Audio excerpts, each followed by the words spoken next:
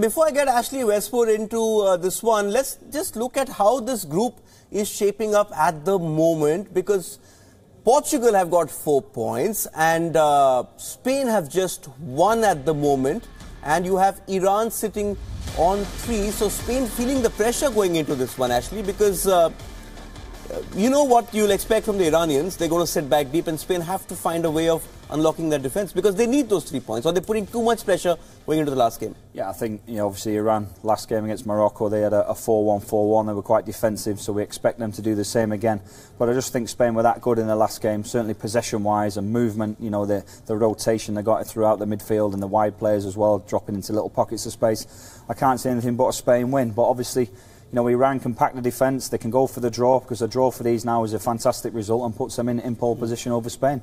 Okay, we've also got the lineups of this match coming up on our screens. Some changes in the Spanish squad, and we're going to talk about them with Ashley Westwood as well. The important one, he's gone with De Gea. He says that he's going to back him all the way. Dani Carvajal is one change, comes in for Nacho. The rest of the defence stays the same. Vasquez comes in, and that means Iniesta will have to drop deep, and Vasquez actually comes in for Koke. How do you see this one?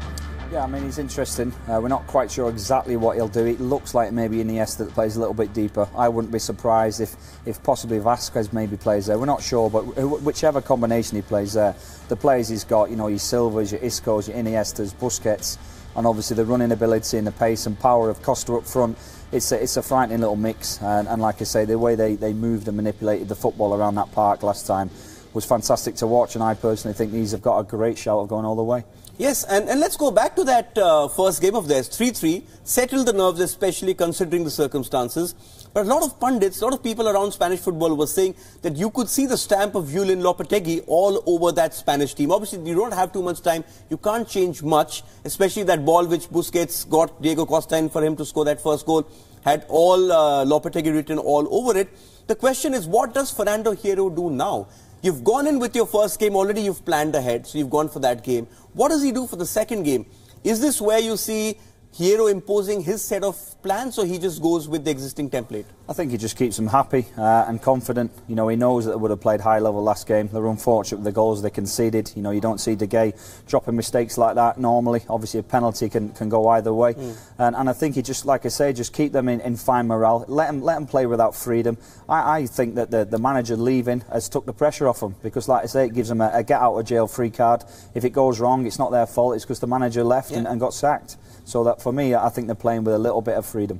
Okay, let's talk about the Spanish team, and I want to ask you a question on your tactical board, and I hope you can answer that for me. We know how Spain play, dynamic in possession, players interchanging here and there. Basically, your team you're facing have to run their socks off.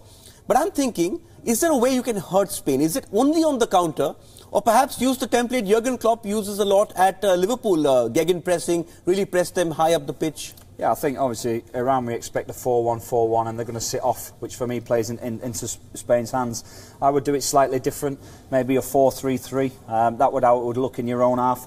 And as we look defensively, the best way I think to hurt Spain is to try and win the ball further up the field. So you'll go with one centre forward, he'll try and patrol and look after the 2 central defenders. If the ball is to go to the left hand, his left, their right, then you just usher and make sure you make it predictable and don't let the ball come back. And the key for me is pressing the 2 central midfielders. So we look at the 2 Iranian midfielders, if you like. Once they have 3, these can really go and get in the faces of these. If it is going to be Iniesta, if it is going to be Busquets, what you don't want is them receiving the ball with time and turning. If they start to receive the ball and face the opposite way, all of a sudden these pocket men start to come into positions like this, and it makes it really, really awkward.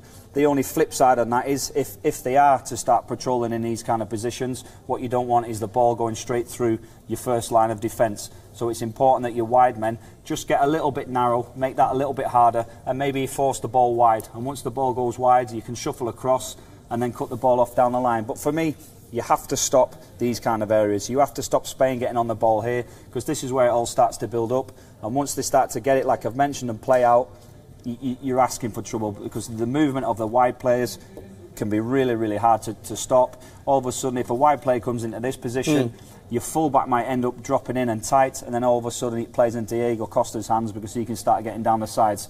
So it is a full team drill, organisation that's required, but you have to stop Spain in their half. And if you do it properly, you may win the ball back, and all of a sudden, if you do win the ball back in these kind of positions, you're obviously in on goal and you've got a chance to score rather than take the ball from your own half. So for me, that's the way I'll go against Spain. 4-3-3 and high press, try and stop them. But it is dangerous because they're so good. Okay, those are the words of Ashley Westwood.